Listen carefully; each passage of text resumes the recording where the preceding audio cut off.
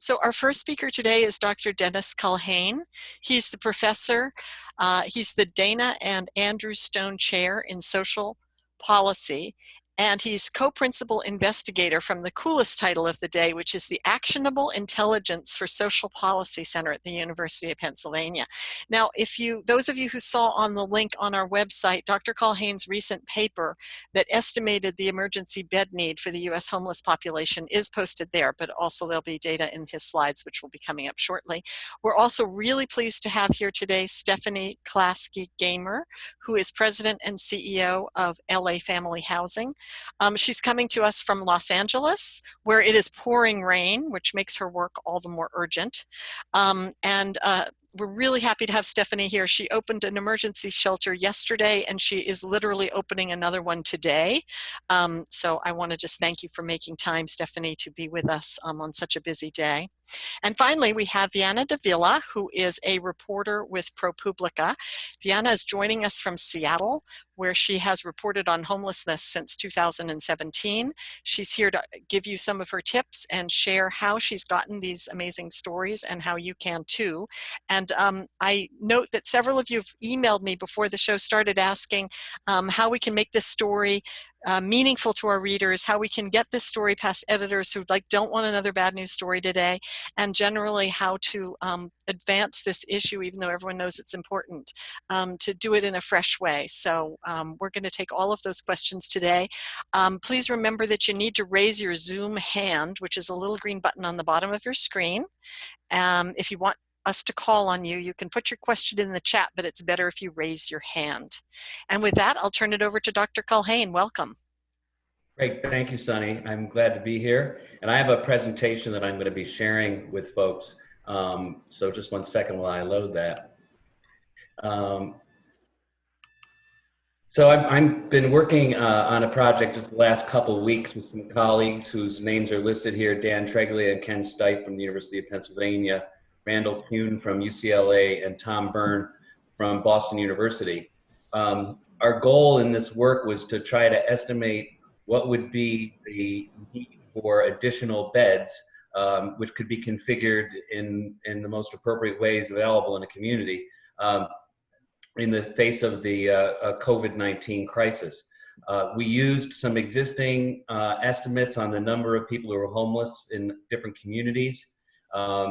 We applied some estimates from some other work that's been done by researchers regarding potential infection rates and the rates of likely hospitalization and the need for critical care and the anticipated fatalities they might result in the homeless population. So those are some of the things I'm going to be sharing with you today. But one of the first things I want to note is that even before the COVID-19 crisis came upon us, there has been some recent crises that have been emerging in the homeless population.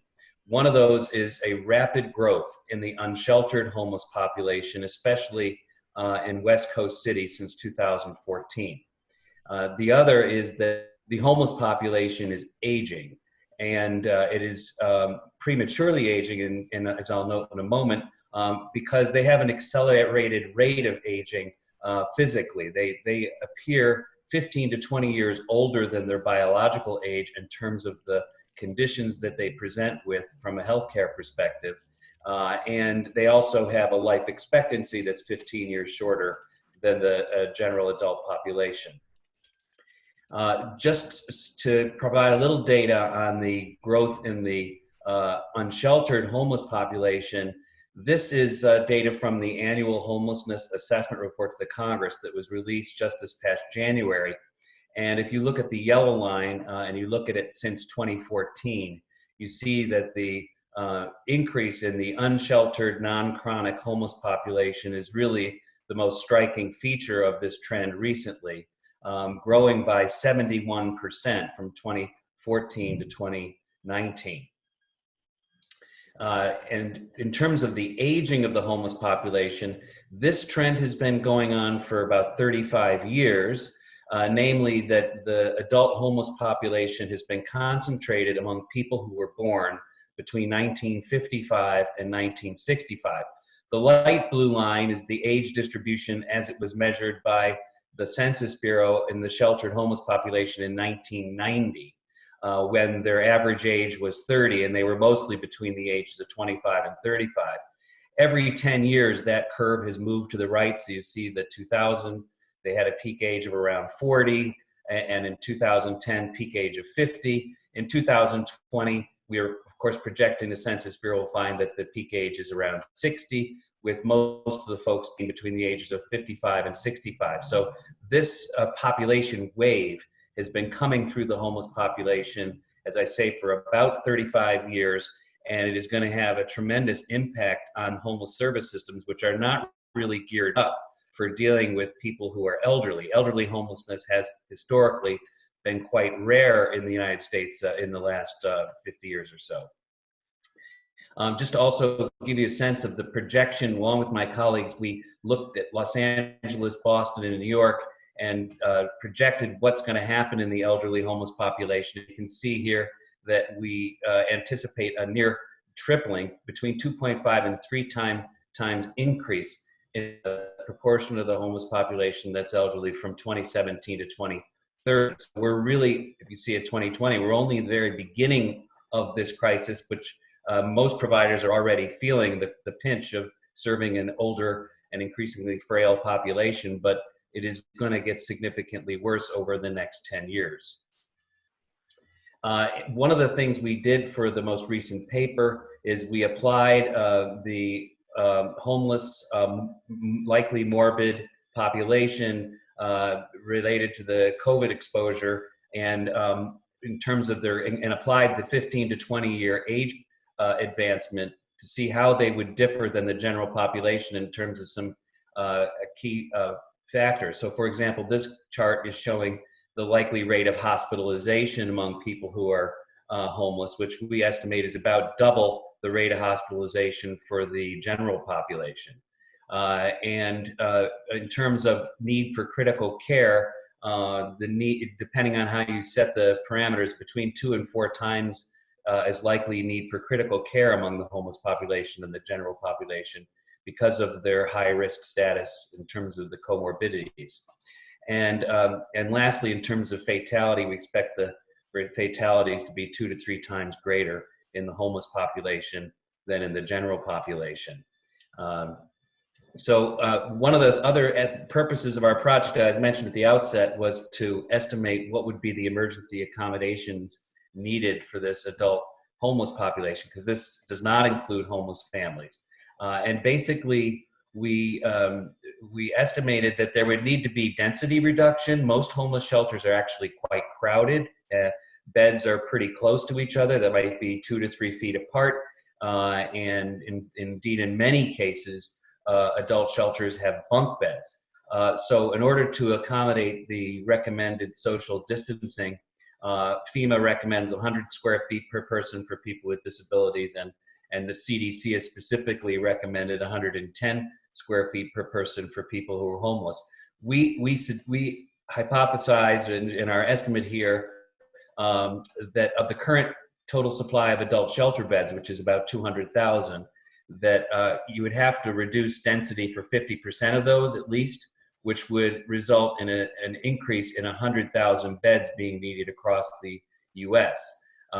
With regard to the unsheltered population, which stands at about 210,000 based on the enumerations that were done by communities most recently. But we do think it could be as high as 300,000, because there have been studies that have suggested that the one-night counts that are based on observable people are about a 40% undercount, people who are not observable and not counted on that day. So we think the number is closer to 300,000. If we sheltered everyone, that would be 300,000 beds. But even if we only focused on the high-risk population, assuming about 60% of the adult homeless is either physically elderly or they have a high-risk comorbidity, that we would need at least 180,000 beds. So the net new accommodation need is somewhere between 280,000 and 400,000, depending on what options are chosen. And we project that to be a cost on an annualized basis of about 8.5 to 11.5 billion dollars. So it's a substantial sum of money. Some of your the participants may be aware that under the stimulus bill that was most recently passed, the Congress allocated $4 billion for currently homeless people to expand emergency accommodation supply. So it's a little less than half of what we would estimate, if not even closer to a third, depending on the whether we adopt sheltering all the unsheltered or just the high risk. There are 3 primary bed planning targets that are being seen in communities for people who are COVID negative, but at high risk. There is an effort afoot in many communities to identify these folks and to get them into hotel rooms in many cases, places where they would not be likely to be exposed directly to other people who might be infected, and so that is one of the things that many communities are focusing on. For people who are COVID positive, whether they're high or low risk, the goal is to avoid hospitalization. And again, communities are setting up either dedicated congregate shelters, or they're, again, in some cases, identifying vacant hotels and motels that they're staffing to provide quarantine. And then there's a third group, people who know they may have been exposed through contact tracing or otherwise, and whether they're symptomatic or asymptomatic, the goal is to get those folks tested to determine their status, and in the interim may have to be observed or even quarantined, depending on when the testing and the results are available. I do want to mention that one of my colleagues on this project, Tom Byrne, who's at Boston University, has put together this planning tool. I think that Sonny has sent the link to you all. Essentially, it's a website you can go to, and you can choose here where it says United States nationwide. If you press that arrow, it will give you a drop down of all the communities in the United States. Excuse me, I lost that. Okay, we're gonna have to reload it 1 second if you'll be patient with me. Well, I'm just going to load up that. You can see the page here. Anyway, you would be able, through a drop down, be able to choose your community. You can set what you think is the rate of infection at the peak of the crisis. Right now, we had set it at 40%, but you could lower it to 20% if your community is not at that rate of infection. Excuse me, that's the first one here is the percent unsheltered, excuse me. So again, we have the 40% undercount, but you may think it's lower in your community. The infection rate we have set at 40%, and then what is the high risk status of the people in your population. So you can set those parameters, and then to look at the annualized impact. As we know, a lot of people are homeless only on a short-term basis. So the number of people homeless on a given day does not reflect the number of people who experience homelessness over the next year, which tends to be 3 to 5 times greater than the number on a given day. So you can set the turnover rate, and then you can choose which groups you're seeking to look at the bed supply for in terms of whether they're COVID positive or negative, high or low risk. And then over here, it will then give you the adjusted size of your homeless population, the estimated rates of infection, hospitalizations, intensive care, and fatalities. And then you can also click, it will show you the bed capacity that would be needed for the different groups that you have selected. So this is dynamic. You can change it. You can do different scenarios based on this. I will caution one thing, that under the bed capacity numbers right now, it is showing the annualized number of bed slots. So it's not the point in time but Tom told me that by 3 o'clock today, he's gonna fix that, so that you should anticipate that after 3 o'clock, the bed capacity need will be the point in time need. Right now it's showing me the annual need. And I'll hand it over back to you, Sonny. For those who are just joining us, that was Dr. Dennis Culhane from the University of Pennsylvania. And our next speaker will be Stephanie Klasky-Gamer from LA Family Housing in LA. some of you are already sending in questions. Thank you. If you can say to which speaker you want to address your questions, that will help us. Also, please know that you need to raise your Zoom hand. There'll be a green Zoom button at the bottom of your screen. Please raise your hand so that we can call on you. I have a question. I have one question coming in now that I think maybe would be better for you, Stephanie, to answer. So I'll let you do your briefing first, and then we'll come back to the question about San Francisco and what's the most appropriate way to house people in the density. For those who are just joining, it's pouring in Los Angeles. Stephanie has been running around in the rain. Yesterday, she opened an emergency shelter, and she is opening another one tomorrow. So we promised you from the front lines, but this is really the front line. So I'm very grateful to Stephanie for being here and telling us the latest. Please go ahead. My pleasure. Thank you. And can you see my screen okay? We can. Great. So Dennis, thank you so much for giving kind of that national perspective and really understanding how those bed planning targets were established. And that same strategy, of course, has been used in Los Angeles. So what I want to share with you is just one big picture about California, but then focus on the front line, as was said, here in Los Angeles. Share what LA Family Housing, the organization that I lead, what our organization has been doing with our current programs and how we've adjusted those to meet the needs of COVID, but then how we've partnered with the county and the city on new models for emergency accommodations during COVID. Big picture. We have about 150,000 people experiencing homelessness throughout California. The bed goal that has been published by the state is only a 15,000 bed goal to meet the needs of people experiencing COVID, or the impact of COVID, I should say. Based on all of the calculations and the analysis that Dennis shared, that 15,000 goal was not reached through a gap analysis of need. It was reached more on an assessment of what resources we might have. In Los Angeles, however, we have about 59,000 people experiencing homelessness. Unique in the analysis that Dennis talked about is we have the largest unsheltered population in the country, with 75% of our folks experiencing homelessness living outdoors.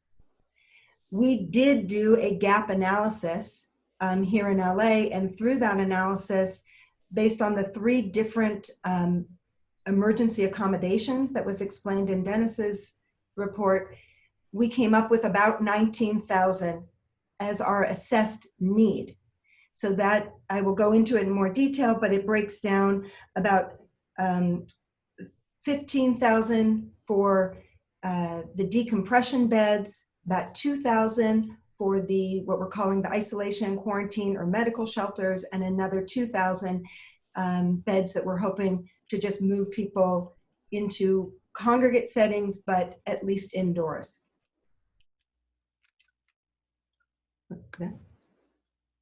Sorry, one moment. Please tell me that the slide changed. It doesn't look like it. Did the slide change? It did. Okay. Just LA Family Housing. So we are one of our region's larger homeless service providers, but we're also a real estate development company. So as an agency, we build housing and we develop and we deliver comprehensive services. Why I start with this, that every story is unique, is because every solution is unique, given that everybody who walks in the door, whether it's a family, whether it's a veteran, whether it's a single adult, whether it's a coupled adult but no minors, no matter the composition of the family, no matter the backstory that brought you in, our solutions are unique to meet your specific needs. The services we provide in terms of homeless services is comprehensive. We have a street-based outreach team. I apologize for the background.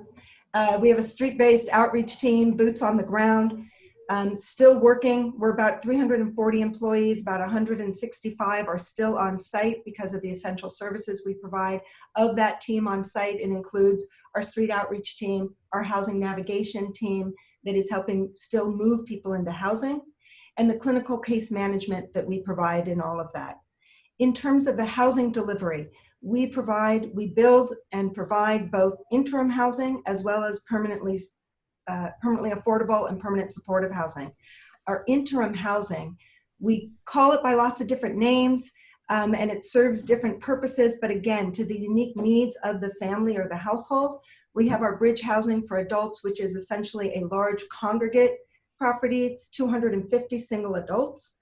We have single family homes that we place multiple families in, and they share that. We have motels that we use for families. I'm going to talk about those models in greater detail. This is just a little snapshot of me walking around the property last week. So just some things that we've done to change our existing models. And again, all the changes that we've been making and the introduction of the new shelter models throughout the county, all of that has been with the primary goal of bringing more people inside to reduce the mortality rate anticipated under COVID. So some of the changes that we've made.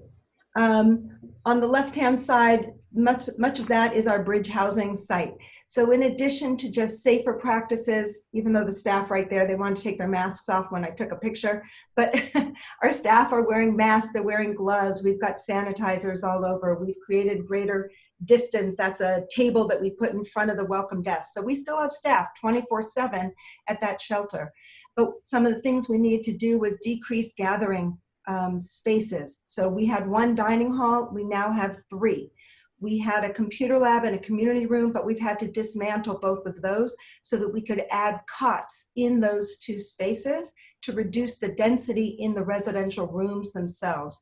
This particular property has 250 single adults with 55 rooms. So it's 4 or 5 individuals sharing a room and a bathroom. We've tried to decrease that density by only having 2 people per room, and we're placing people in other areas of the property, meaning the community room or the computer lab. For the dining hall, we don't allow more than 10 people in the dining hall at one time, so that, and then we have staff in there making sure they leave after 15 minutes, because it takes a long time to feed everyone that way. On the right-hand side, you see someone standing on the street with a green mask. That is one of our fabulous volunteers and donors. We've had to suspend all volunteer activities just to reduce the risk of our own participants contracting from any of the volunteers. But we've needed critical supplies to still be donated. And so we've instituted a curbside drop-off so that people are not coming on site. So there's one of our volunteers coming on site. And then in terms of our prioritizing safety, this is my colleague, Eric Montoya, going out in his outreach. If you know the Los Angeles area, here he's in the Sepulveda Basin. You think of LA as such an urban area, and we've got these really rural pockets where people dig deep in and live in encampments for years. Eric goes deep in, and he is connecting with everybody. Our outreach work has really shifted so that it's far more about education and delivering of resources to keep people healthy and safe.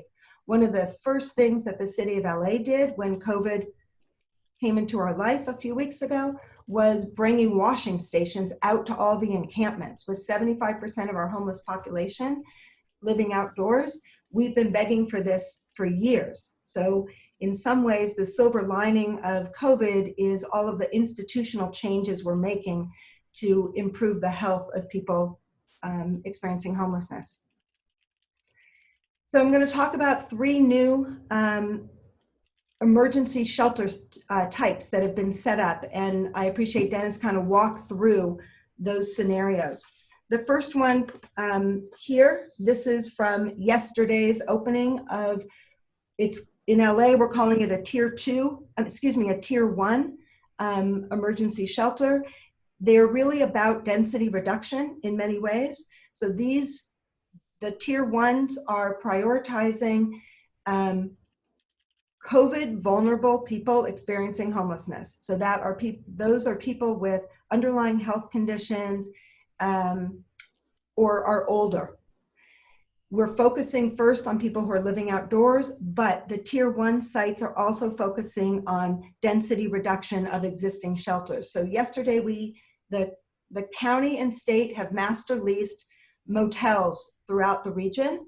This is a 50-unit motel that we took over. This is our huddle at 8 o'clock yesterday morning, working with the county fire, the disaster service workers from the county, and LA Family Housing's team. We moved 25 people in yesterday, and the first wave of people who moved in came from our shelter, came from our Taper Bridge housing where 250 people have been living. We moved 25 of them out yesterday, and they moved into individual rooms here at this motel. It was people with physical disabilities. You could see that we've got stations where clients are going through, everyone is having their temperature taken, everyone is given a mask, and everyone's given an orientation. We're bringing food to all of these sites. We have clinical social workers at all of these sites, and the idea is for people to stay safer at home.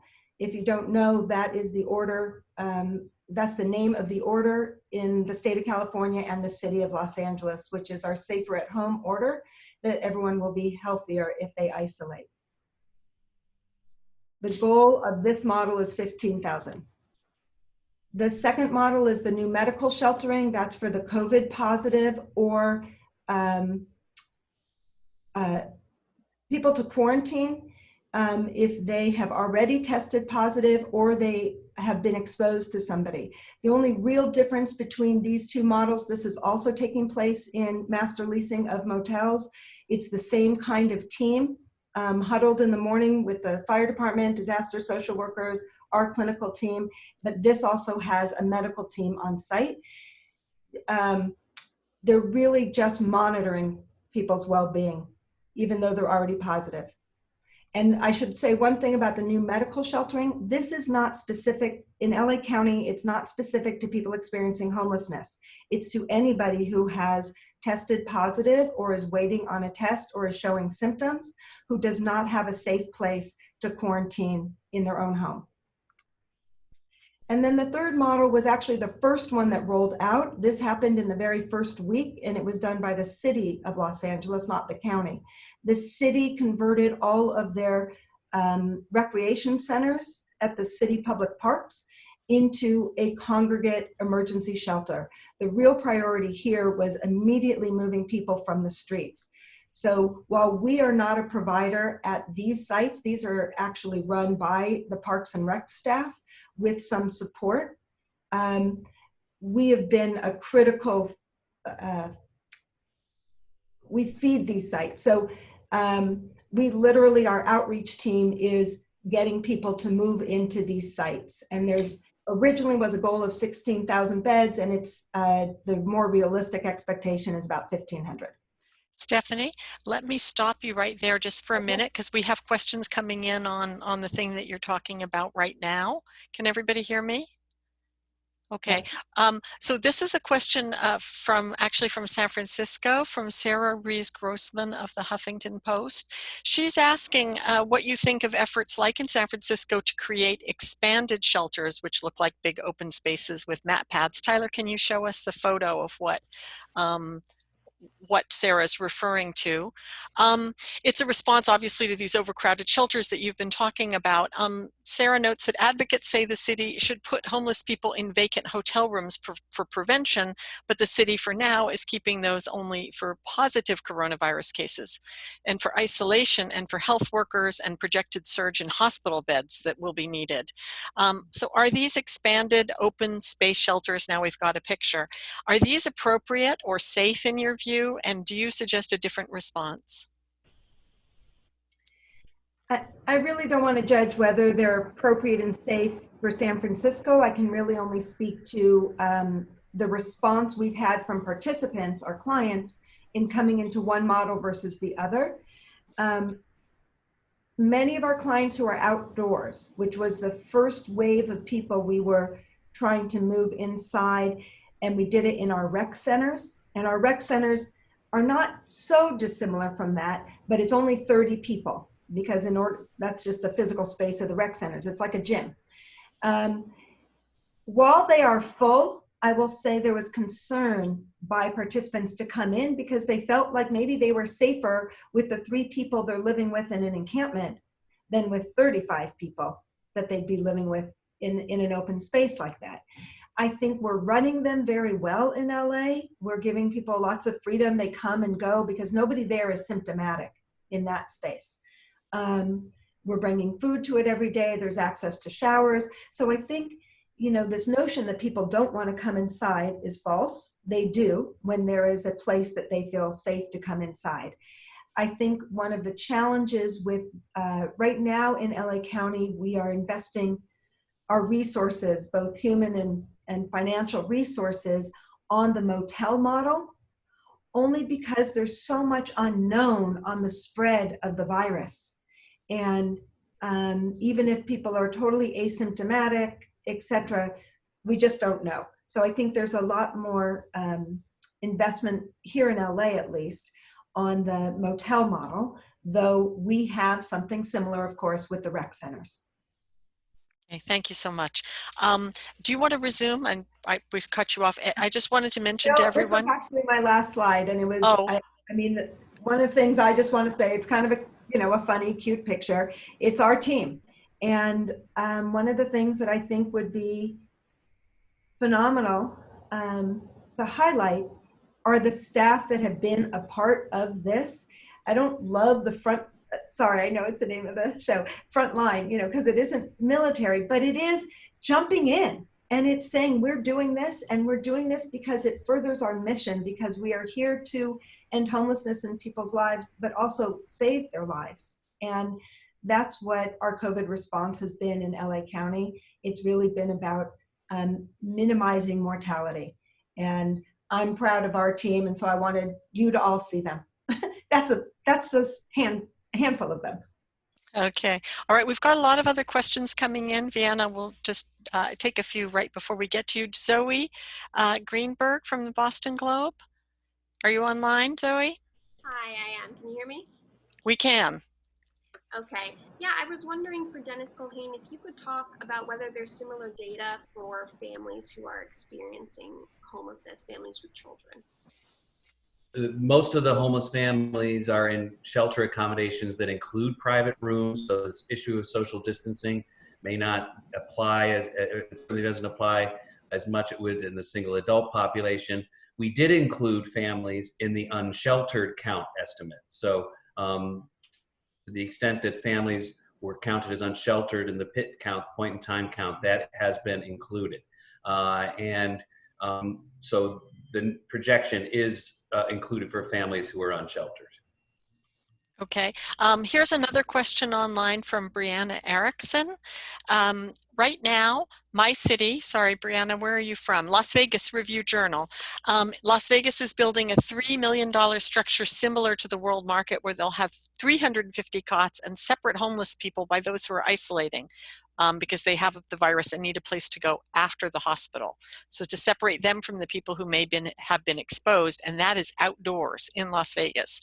How do you think I could report on this in a solutions journalism kind of way? Vienna, we're going to get to you in a minute, but maybe you want to take this. We still have hundreds of thousands of hotel rooms that apparently don't want to play ball with the city, county in order to provide housing for people. So let me break that question into one. Stephanie, would you take the part about this outdoor is that even something that you're doing in LA, or have you ruled out outdoor shelters entirely because of the high temperatures in Los Angeles? It's pouring out now. So we don't do outdoor shelters, period. And I really credit our county and our state for working so aggressively with these motels. I mean, LA Family Housing alone has opened 3. Has opened 2. We're opening 1 right now, and the 4th one is going to open on Wednesday of this week. And that's just for one little region of the entire county. But I would aggressively work with the motel owners. They're losing business now anyway, and it's far more humane to our clients than to sleep outside. All righty. Okay, we have more questions online, but I want to jump ahead to Viana, who will tell us a little bit for journalists about how we can report on this story better. And we have more questions coming in. Everyone feel free to raise your Zoom hands, and I will get to you as soon as Viana finishes. Okay. Hi, everyone. Thanks for having me. Let me share my presentation, and hopefully it comes up. Okay. Okay, sorry, bear with me.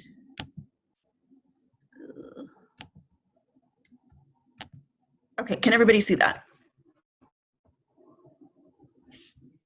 Okay, hopefully you guys can see that. Let me know if you can. So I am a reporter with ProPublica and the Texas Tribune investigative unit, but I used to be with the Seattle Times Project Homeless team. And so we covered homelessness in Seattle and King County, which is by point in time counts the third largest homeless population in the country. I want to emphasize first, the photos in my presentation are photos that I took while reporting, so some of them may not be great, but I also want to emphasize there are no people, not many people in my photos, and I bring that up because I think in a time like this, because so many reporters are not able to go in the field, maybe their companies aren't allowing them or they have concerns, there's going to be a real tendency to not include the voices of homeless people in your stories because it's just going to be harder. And so I really emphasize to you that that needs to be an important part of your coverage. So the first slide here is just what to ask first. And I've sort of geared this to folks that maybe haven't covered homelessness as much, but I think in sort of looking at the basics of this, you will find other stories and see that this is a really varied and layered population with a lot of different needs. So the first questions you want to ask are who oversees homelessness in my community? What is my continuum of care? And continuum of care basically refers to planning bodies. These are the bodies that, oops, sorry about that. Okay, sorry, go about that again. Continuums of care are planning bodies that sort of oversee homelessness in a particular area. So in my region right now, it's King County is its own continuum of care, but in other places it could be multiple counties, but you need to know that ahead of time. You want to know who funds homeless programs in your region. Is the city doing certain things? Is the county doing certain things? Are they united together? This differs place to place. The next question that you really want to get a handle on is how many people are actually homeless in my community. Dennis already referred to this a little bit when he was talking about the annual homeless assessment reports. Those are compiled using point-in-time counts. And a point-in-time count is, as Dennis said, a snapshot of homeless populations across the country. You know, how many people are homeless in a given time. The problem with point-in-time counts is they're typically probably underestimating a homeless population, and they are snapshots. Another issue with them that you need to know, point-in-time count methodologies differ everywhere. So even King County has a different methodology than Pierce County or Snohomish County, which are right next to them. So you really need to ask your continuum of care, how do you count? Point-in-time counts also don't happen every year in every place. So you want to know that too. So a better kind of idea of how many people are homeless in your community, and I think that's important during COVID-19 because you want to know what's your baseline and how are those populations changing. So a better measure, in my experience, is looking at your continuum of cares, or COCs, Homeless Management Information System, or HMIS. You can't necessarily go onto a database and access that because there's a lot of privacy issues, but you can go to your COC and say, talk to me about your HMIS system. How many people is it showing access homeless services in a year? So for example, King County's point-in-time count last year was, I think, a little over 11,000. But the HMIS system, you know, it's like more than 22,000 in the year access services. Now that could be the same households coming back, but again, it'll give you a better scope of the need in your area. Other things to consider about numbers, HUD, the US HUD department, they don't consider people who double up homeless. And double up basically means I'm homeless with my parents and so I'm living with my cousin, right? They don't consider that homeless, but the US Department of Education does. So that, one, just tells you the different numbers you're looking at, and two, student populations of homelessness are going to be very different, and there's a lot of stories to look at with student homelessness and family homelessness in a time like this. And this slide here is an example of King County's online dashboard of their homeless risk response. They have a really fantastic dashboard. Hopefully your community has something like that too. How to find people. Ooh, went ahead.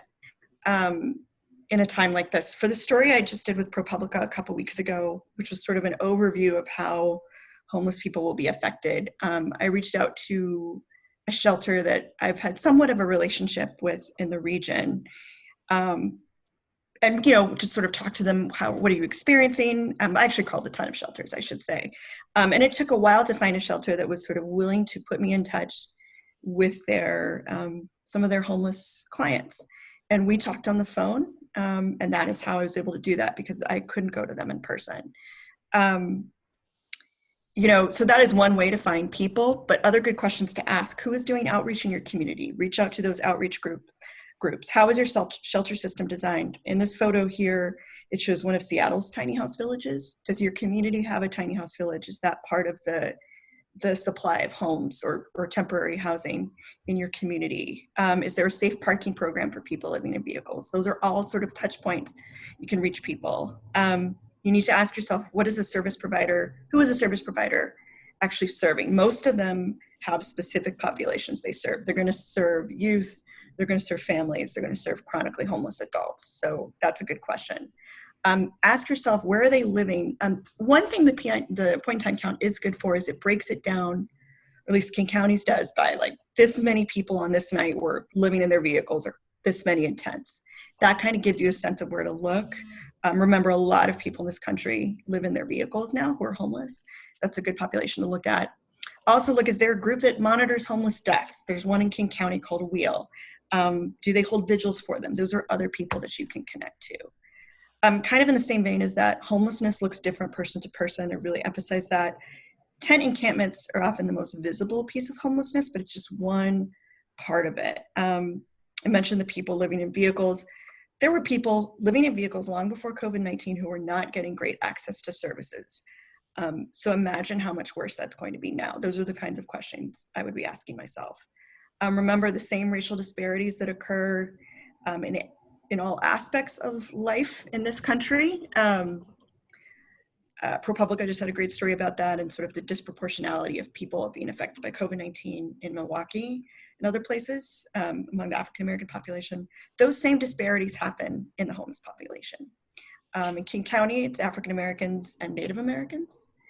So you really need to be thinking about that. And again, the people who know the system best are homeless people themselves.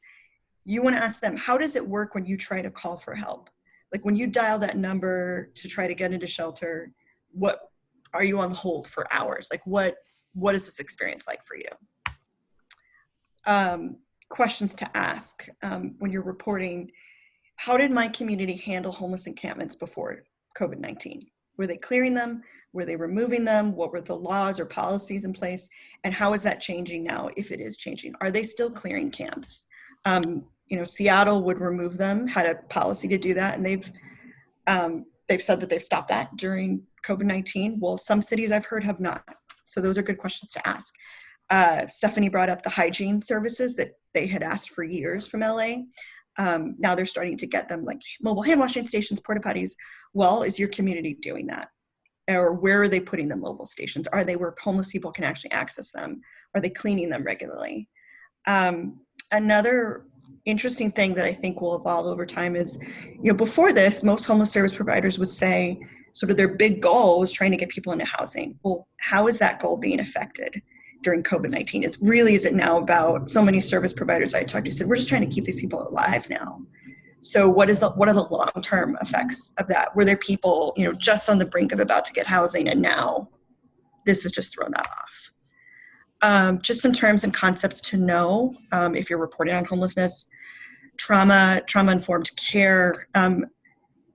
Almost to a person, most of the people I've reported on who have experienced homelessness, chronic homelessness, which is for a very long period of time. I think the definition is at least a continuous year. I need to double check that.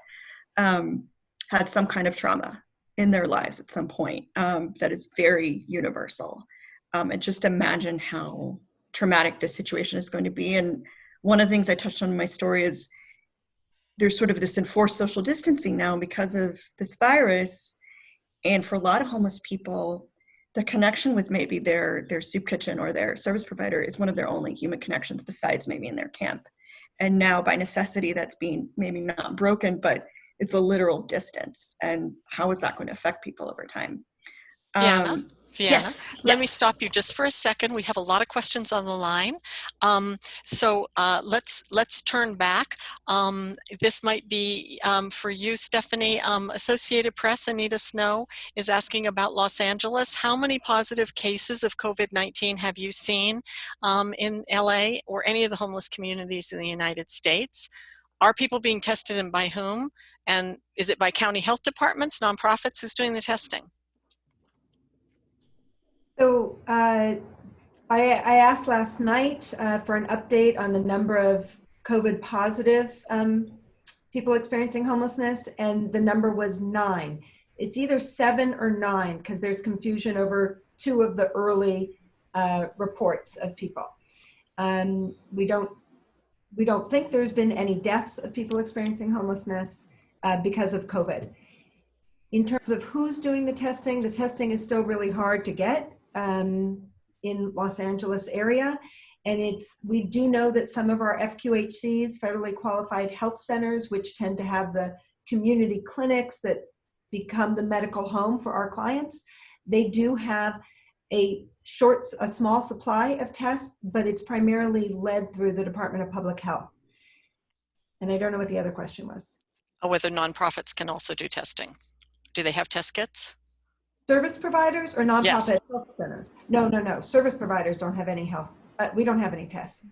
Okay, But thank you. nonprofit FQHCs do. Could I go back to just take one more question from Stell Simonton, who asks, why is the risk of contracting or passing along the virus lower in a shelter than remaining unsheltered? So we're back to the distancing question again. Do you want me to take that? Yep, please. Okay.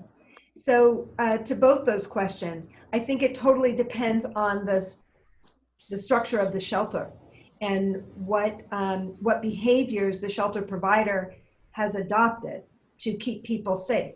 So while we still operate a large shelter, and I put it in quotes because we don't really call it that in Los Angeles, it's called Bridge Housing. It's a 24/7 program-based model that works to move people out of homelessness into permanent housing. So it's not just coming in at the night and leaving in the morning. In our bridge housing, we've really changed our behaviors to keep people safer. So part of it was distancing in the rooms, part of it was putting actually hand washing stations outside the door of the cafeteria, so that our staff could really watch that people were washing their hands before they went in to eat, wash their hands after they left sort of a congregate area. So the behaviors of the shelters would really work just like in our own homes to reduce the risks of contracting COVID-19. Outside, I would say the same thing. Yes, there is some, I don't know if it's a myth or not, but there's some understanding that if you're outdoors, you might be less at risk in terms of less surfaces where the disease could land. But just the regular health conditions in Los Angeles, I believe, and I'm trying to look up this stat, I think we lost almost 3 people a day. 3 people a day living outdoors in Los Angeles were dying on our streets, having nothing to do with COVID-19. They're just at risk. Their health is compromised because they live outside. It is pouring rain, and I drove into my office this morning, and there's still 4 people in a tent right outside my office. So their risk is high to all health conditions because they live outside. I don't think they're protected more being outside in the case of COVID-19. Okay, thank you. I'm going back to Deborah Knoll of the Arizona Republic. Deborah, can you hear us? Yes, I can hear you. Hopefully you can hear me. We can hear you. Hey, my question is, I'm doing a story on increased summer heat in the valley, and we were looking into the population of people who are homeless. And in light of the pandemic, we'd like to know if anyone knows about how these our upcoming summer temperatures, which are going to be 90 degrees here pretty soon, may affect unsheltered homeless people who become positive. And how much sicker do you think these people who could get, and what could be the possible impact to the healthcare system for this particularly vulnerable population if they should get COVID when it's very hot outside? I think the main reason that Los Angeles is prioritizing the master leasing of motels is for this reason, so that people can come indoors and can self-isolate, really avoiding further spread if anyone is sick and avoiding spread to them.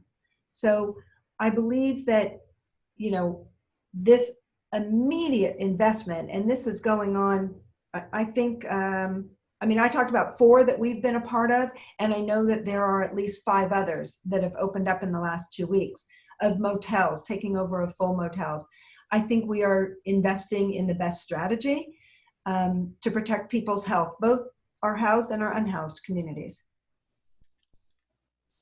Okay. Can I just jump in there? Please. This isn't necessarily directly answering your question, Deborah, but I do think it's important to yours and to the previous questions about any of this, which is a lot of homeless people that you may be interacting with, whether they're outside or not, are going to be dealing with some mental health issues or a combination of mental health issues and other addiction issues, things like that. This is not the majority, but there will be people like that. And you need to be thinking about, in a coverage area, I think, how our shelter provider is going to handle that, right? Folks who may not fully comprehend what's happening, who routine is very much a part, kind of what I alluded to earlier of going to the soup kitchen, this, that, and suddenly that's broken down. Like, how do you administer a fever check to someone who this was something one of the shelter providers I talked to last week was very concerned about. She's like, if I administer a fever check to someone walking through the door, they're going to run away. Some of their clients, not all of them. And so those are the kinds of things that I would really, from a reporting standpoint, be mindful of. So I have 2 more questions for you, Vianna, coming in, and then could anyone else who has questions for Dr. Culhane about the tool, let us know, and we'll just come back to that and show that live. So let me give you the 2 questions at once, Vianna, and you can take them as you like. One is Tiffany Bui from NPR is asking you to talk more about how to cover student homelessness. We know that's a big problem and was long before, as well as student hunger. We also have a question from Ashley Archibald, who asks, Hi, Ashley. Ashley, are you on the line? No. Okay. There are narratives that have been spun since the beginning of this outbreak in AM radio media trying to connect homeless people with this disease, primarily through specious or straw man arguments. How do we spread better information? Actually, that's a question for all of you panelists, but Vianna, why don't you take the first crack at that one? I think through more reporting, and so, hey, again, Ashley, who I know from Seattle and is wonderful. And this is why I would employ your editors out there if they're wondering, well, what else can we say about homelessness and COVID-19, is that you need to keep reporting on this population and make them understand this is actually a disease that started among housed people. It was not something that started with homeless people. They are actually, alluding to what Dennis has talked about, they're far more vulnerable physically than many housed people. They have so many pre-existing conditions, they age more, and so really emphasizing that with people. I know this sounds very, again, overly simplified, but putting people who are experiencing it in the stories, remembering that homelessness does not just look one way, I do think really, really helps in that kind of reporting and talking to experts who know it. I wanted to say, the last slide in my presentation was just talking about how you may start seeing more homeless people on the streets as a result of this. And I'm thinking in communities that had a homeless population, but maybe they weren't as visible. Seattle, it's very visible, but like places like San Antonio, where I'm from, it's a little more hidden. But I'm hearing it's becoming more visible because some shelters are closing. because they say we can't have the density, and they haven't done what, let's say, LA or Seattle has done, which is buy more motels and open spaces. So you may suddenly think you have this influx of homeless people, and people are going to start to freak out. One, don't freak out. Think of, where are those people going to go in the meantime? Like, why are they there? Understand why they may suddenly be visible, and be asking those questions. Like, okay, if my community is trying to open ways, places for these people to go, well, why aren't they there yet? Like, what is the process to try to get those people inside? And again, not force them inside, because that can have a whole other slew of consequences, but convince them that this is a better option. But also be aware that, more people, I think, inevitably will become homeless as a result of this crisis. And so how is that going to happen, those two systems coming together? And I know Tiffany had a question about student homelessness too. Yeah, no, I was just going to ask if you could take Tiffany's question. We'll go a couple minutes later. Those who want to drop off can. And just so you know, we'll turn back to Dr. Culhane in just a second for the data tool. And then if you all can stay on the line, we'll keep going. Otherwise, we'll wrap it up. Go ahead on the student homelessness question. Hi, Tiffany. I would suggest on student homelessness, be calling your school districts. First of all, find out, do they have like a homelessness liaison? Most districts are going to have some kind of program in place. McKinney-Vento is sort of the program, the Department of Education program that works with a lot of homeless students. For example, it's like the program that ensures that they get transportation to the school depending on where they're living.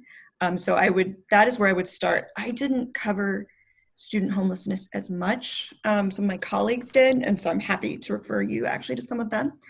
But I think that is a good starting place.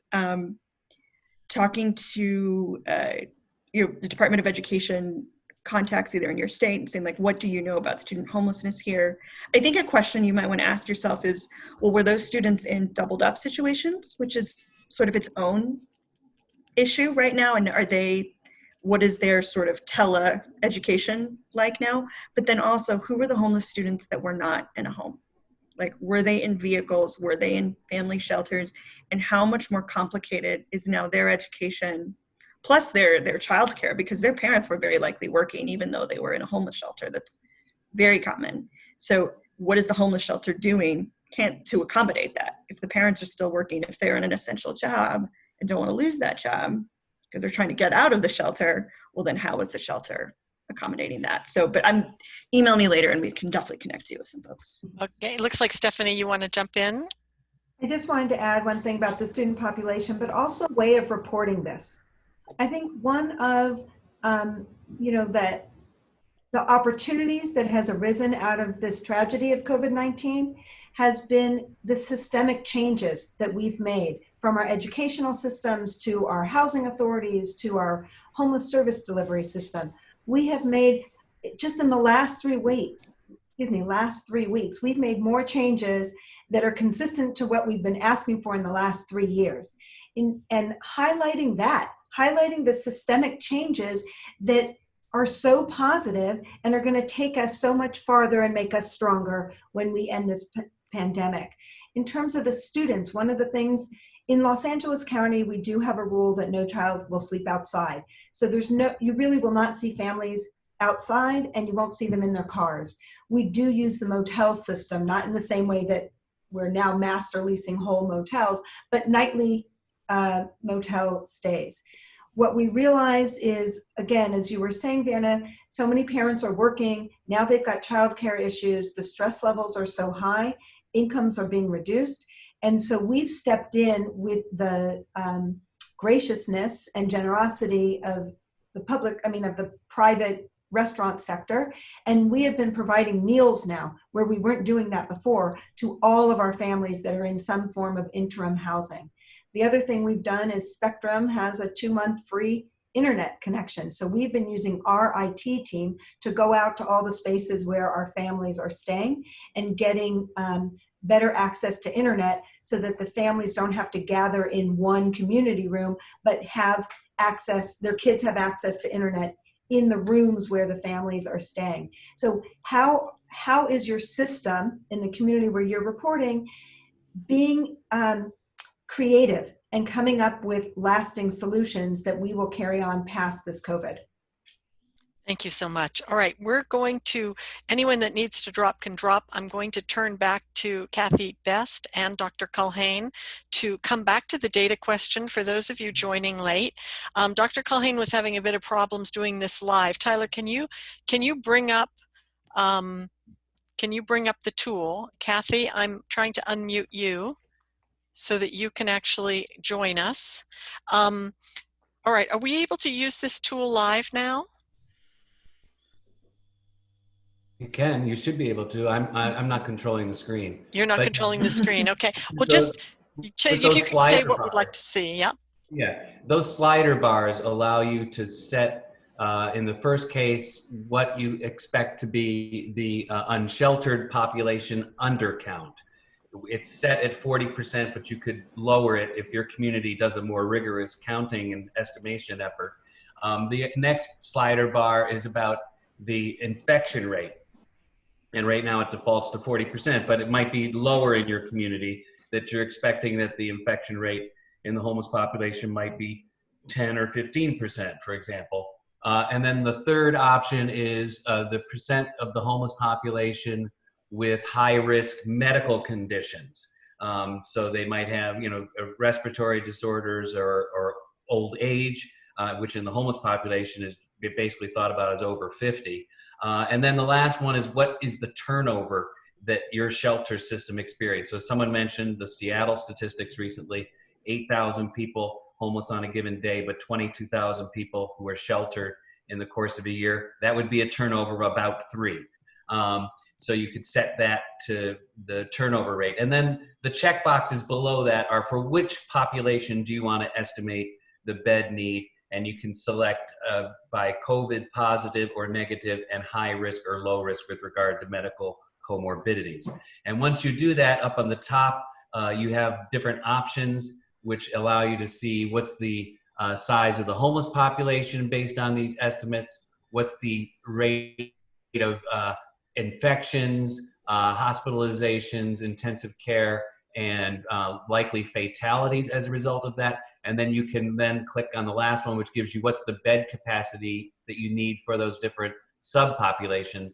And by the way, I would say that in this particular case, that we're showing the annual turnover in the population, and that is likely, obviously that would overstate what you need on a given day. And by 3 o'clock today, my colleague Tom Byrne from Boston University, who built this little tool, he's going to be fixing that so that when you see the total capacity needed, it will reflect the need at a given point in time as opposed to annual, which is, I think, what people are looking for. Thank you so much, Dr. Culhane. Kathy, did you want to revisit your question? You're on the line. So the first of all, the tool is fantastic, and thank you for creating that. One question on that: where would I find the answer to the question about the percent of the homeless population with high risk of medical complications? Or is that a standard? Well, a given community may have their own better measures from either the survey that oftentimes there's a survey that's done along with the point in time count that does ask for disability and health condition information, or you may have other studies that have been done in your community. Certainly what we we went to the literature for our analysis here and estimate that 60% of the population is either elderly or has a comorbidity that would be in the risk category for being, having a respiratory disorder, diabetes, or being immunocompromised. So all of that is in our paper, by the way. So the paper that's also available to you would have the citations that gives you where we got the different estimates that we included in the paper. Okay, for those of us who are joining us a little bit late, I want to start again by thanking Kaiser Permanente, our sponsor, for their support for this program. All of the resources, including the presentations, the slides, and the video will be posted on our website later today. And you can also get in touch with our panelists to ask more questions. I want to thank everybody for joining us, and just wanted to mention that we have 2 more upcoming programs with NPF. This coming Thursday, we will have another webinar at noon on COVID misinformation, how to track it, how to spot it, how to track it. And on a week from now, on Monday, we'll have a follow-up panel on COVID-19 and homelessness. This time we're going to be focusing on affordable housing and eviction and what happens to everybody. First of all, what happens to the new people who become homeless as a result of the COVID-19 population, and what happens to everybody who's, managed to get into some form of shelter during the crisis, but then the places where they're housed reopen for business, or the motels, get paying customers again. And what are looking at some of the long-term affordable housing solutions, lack thereof, what's in the stimulus bill, and all of that. So again, thank you very much for joining us. I want to thank our panelists so much for making time. And thank you all. We'll see you here next week.